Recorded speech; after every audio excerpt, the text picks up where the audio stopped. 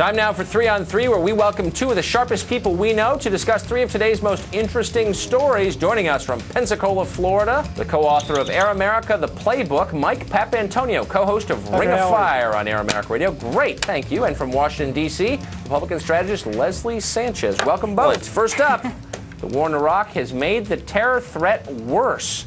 That's according to a top-secret report by 16 spy agencies within the U.S. government. According to one unnamed intelligence official, quote, the Iraq war has made the overall terrorism problem worse. Leslie, I'm saying this as someone who is conservative. This is really news from nowhere, don't you think? At this point, even people who support Bush, don't you believe, recognize the Iraq war has made the terrorism problem worse? I think practically speaking, nobody's going to deny that by stirring up terrorists in one area, you're not going to spur them in another. But the bigger question is, what was the alternative? I think the fact that the United States has been safe for so many years, the fact that we continue to build alliances and make progress in that region is probably the most important part. I don't know. Cold War is the alternative. I'm all for the Cold War's, seriously, Cold War's a great model. Everyone bemoans the Cold War. Fewer people died in the end.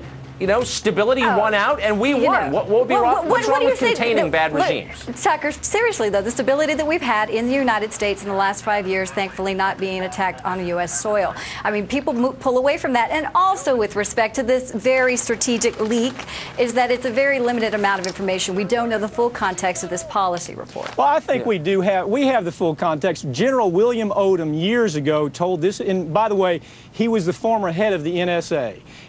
Under the Reagan administration, he told the Bush administration this years ago, that if you're not careful, what you're telling the American public is going to turn out to be a lie, just like every other lie you've told them about. Well, wait a second. The lie about weapons of mass destruction, the lie about Saddam. Now, the other lie from this administration is we're going to stop terrorist training by going to Iran. By going to Iraq. Iran is next. But in the process, Leslie, what's happened is we've created a new generation of terrorists. These aren't the same terrorists that you're talking about. These are different. This is a new generation, a new class of terrorists that doesn't have anything to do with Al-Qaeda, doesn't have anything to do with bin Laden. These people are breaking out on their own all over the world because of this madness in Iraq, Leslie. That's the problem. The one thing I would say about this is where the Democrats are most out of touch.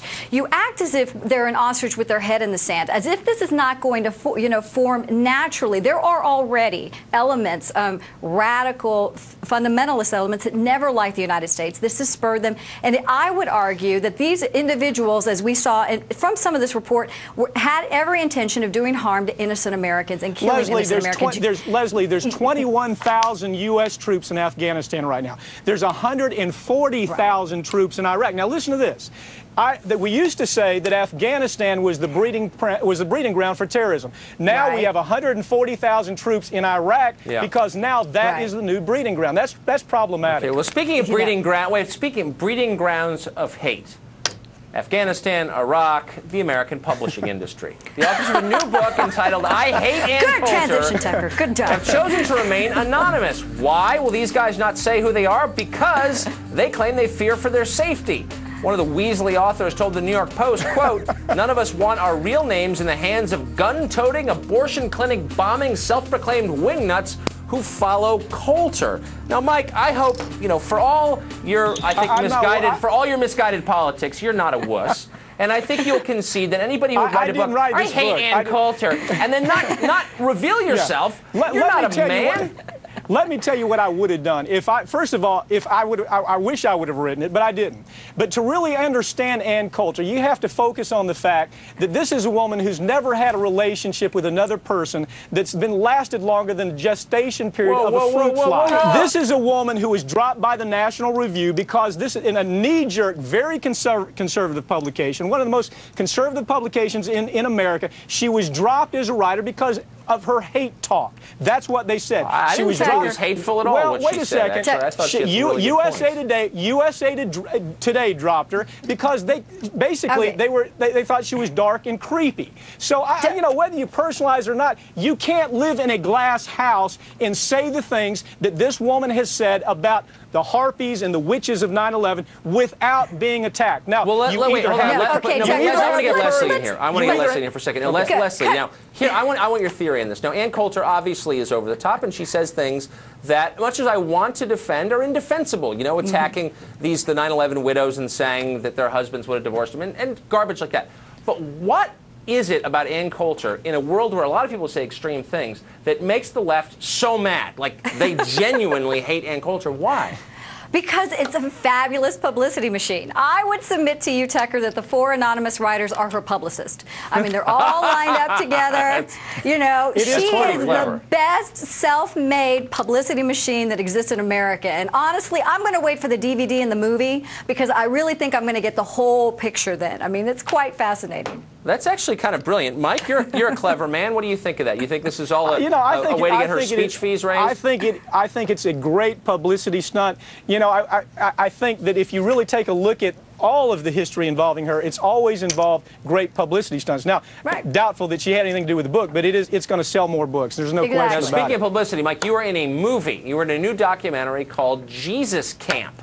Now, the film follows kids during a summer at a religious camp in North Dakota. In one scene, children pray over a cardboard cutout of George W. Bush. They sob as they plead for an end to abortion. Many Christians, including Mike Papantonio, who appears in the film, complain that some of the people in the movie make Christianity look scary. Mike, here's my complaint, that secular filmmakers or left-wing filmmakers have a vested interest in making Christianity look scary, making conservative Christians look like nut jobs, and isn't that what's going on here? Not really at all here. What's happening is we forget the point that when religion, any religion, whether it's Christianity, fundamental Islam, whatever it is, when they attach themselves to a political movement, the religion rises and falls according to the success or failures of that political movement. Christianity is no different. As a matter of fact, C.S. Lewis, a great theologian, about the 1930s and 40s, he said that anytime you look at injustice in Christianity, it's always taken place when that Christian movement attaches itself to politics. That's right. That's undeniably true. We can do better as Christians if we allow the grace of God, which is the very heart of Christianity, to show itself in ways that evangelicals all over this world, Tucker, every day. They clothe people, they feed people, they give people housing. That's the message for Christianity. That expands. If we want to expand Christianity, that's what does it. Well, I agree with you. I agree with you. We agree on that. They've made a huge mistake. The Christian conservatives, a huge mistake to the extent they've tied themselves to this or any other administration. It's terrible. It actually doesn't pollute government, it pollutes religion, and it's really a shame. However, and here's my question, though. Isn't it true that the left has this vested interest in making all sincere religious conservatives? Some of them are far out and crazy, but most of them aren't.